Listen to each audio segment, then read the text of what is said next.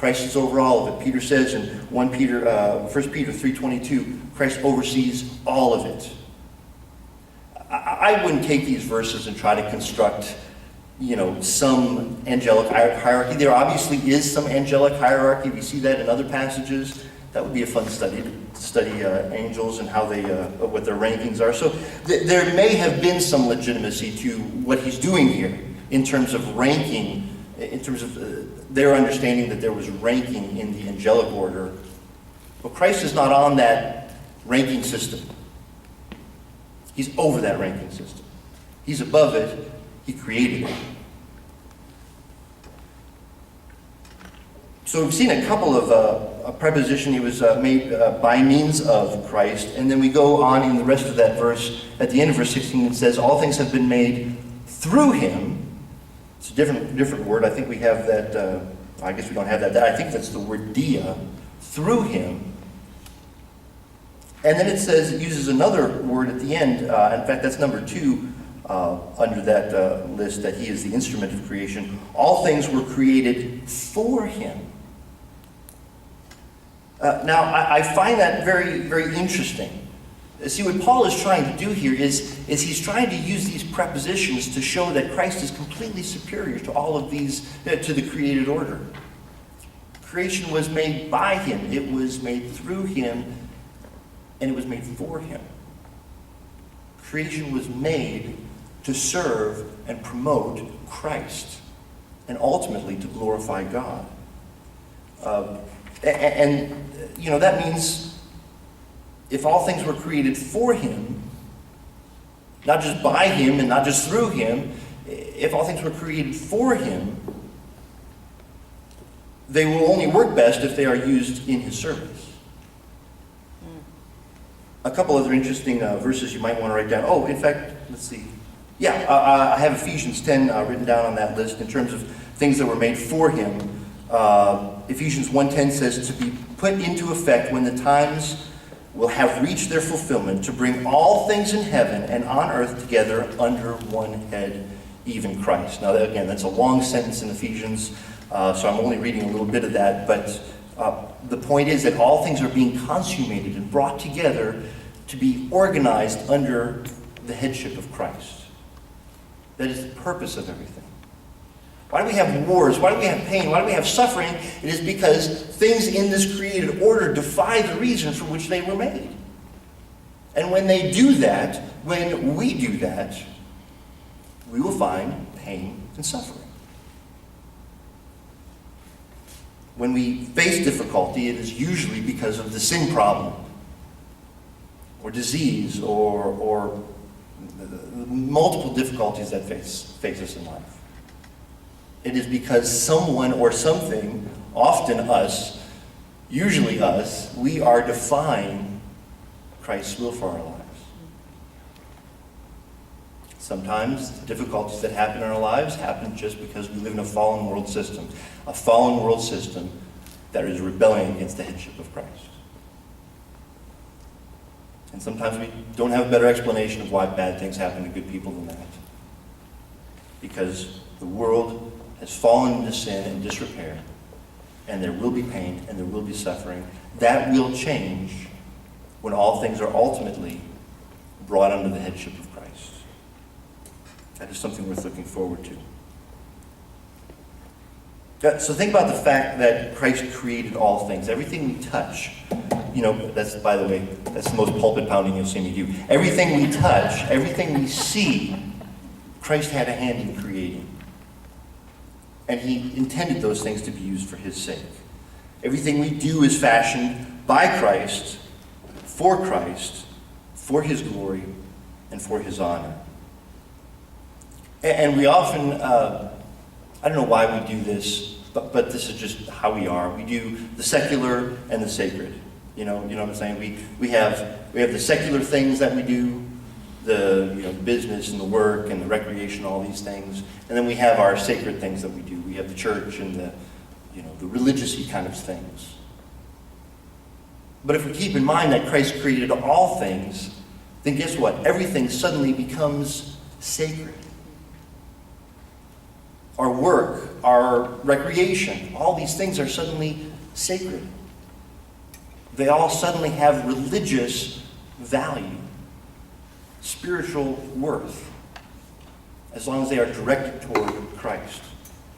Now, I don't want that to ruin your vacation. You can still have fun on vacation. That's the whole point.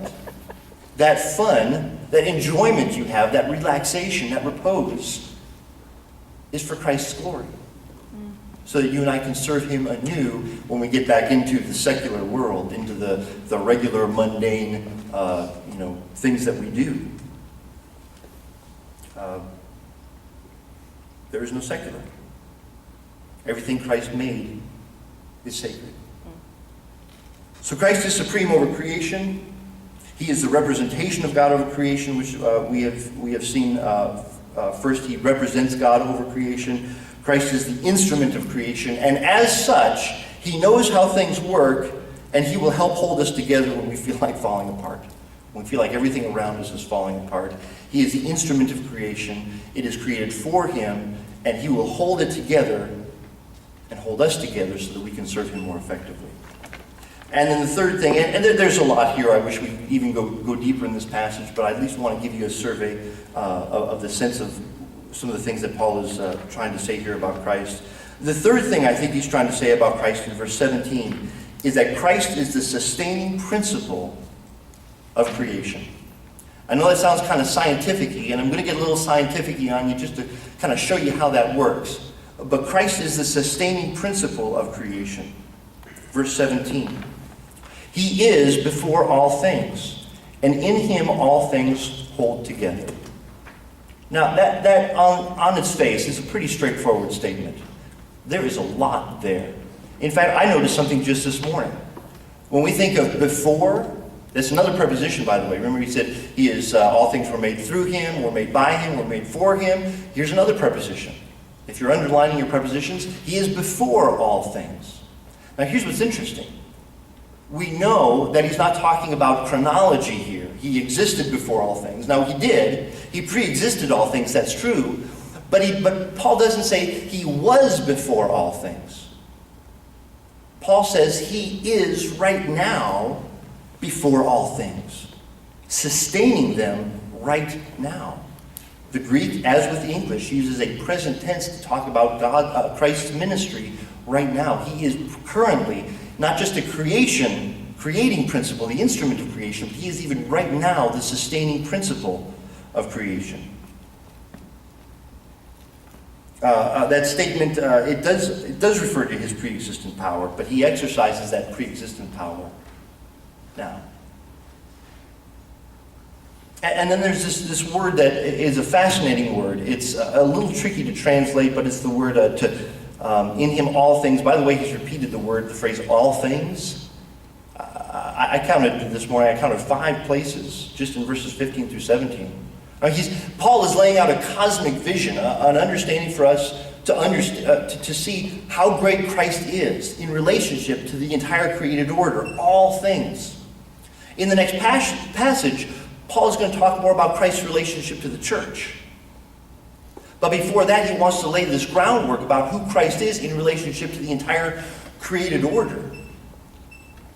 So he uses this phrase, in Him all things hold together. I've got a little note for you about that. It's the word sunistemi.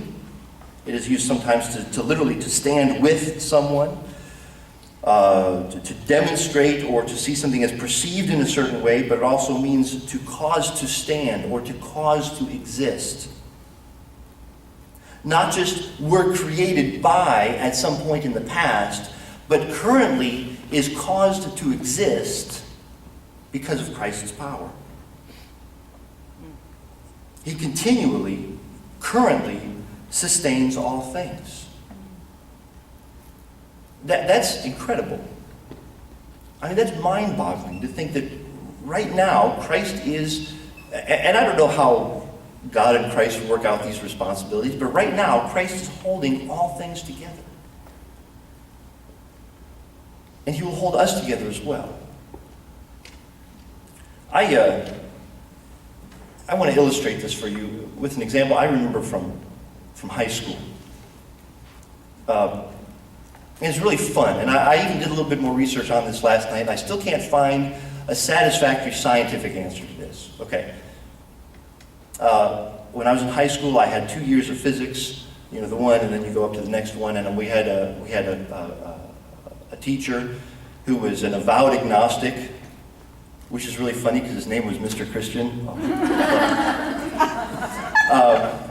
But he knew where I was coming from, and I knew where he was coming from. We had a nice kind of a friendly little relationship. And then, you know, the second year in physics, it was a little bit smaller class, so we'd get through our material, and we'd have some time. We just kind of talked about some of the issues. So you know, one day I worked up the courage to ask a question that I really had thought about, and it wasn't an antagonistic question.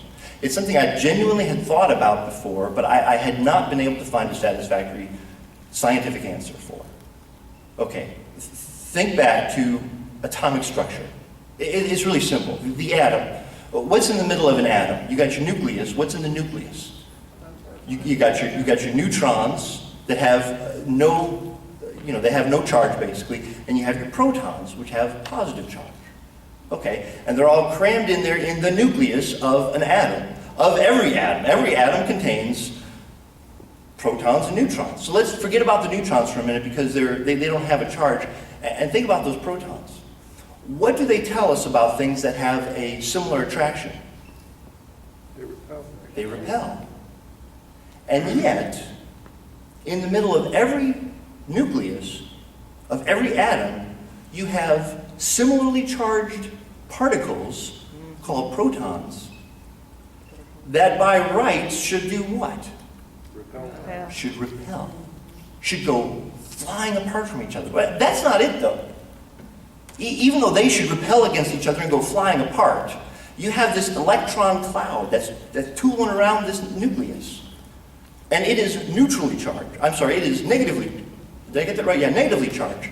So what should it be doing to that nucleus? It should be attracting those protons out to the electron cloud.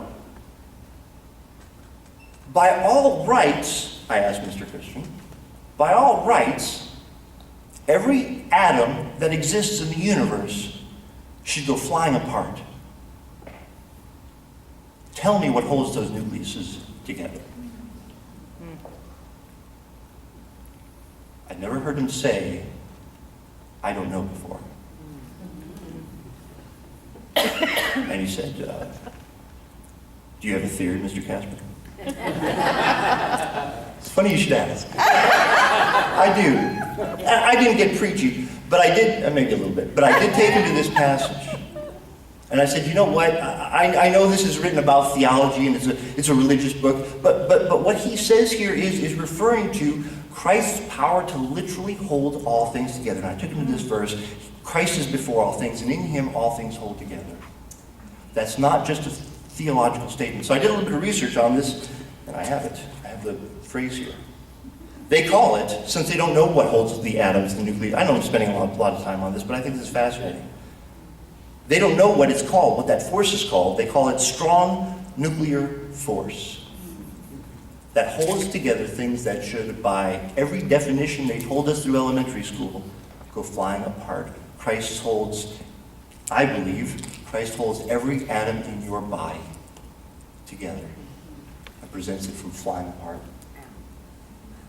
And you think, you know what? That's ridiculous. I can't comprehend power. I can't understand. I can't believe power of the magnitude that can literally hold the nucleus of every atom in the existence of the cosmos together. I can't believe, I can't understand that. Yeah, that's right. We sure can't. I think we underestimate the awesome power of God to literally keep things moving. And it is the cosmic, awesome power of Christ that the Apostle Paul, probably before he even understood this idea of atoms and electrons and neutrons, that he puts in front of the Colossians and he says, listen, people are trying to throw you off track with wrong doctrine. They're trying to water down what you think and what you have been taught about Christ. I'm telling you, Christ is even greater than you and I could possibly ever comprehend. He is supreme over all things, and when the world strives to pull you and I apart, Christ literally, metaphorically,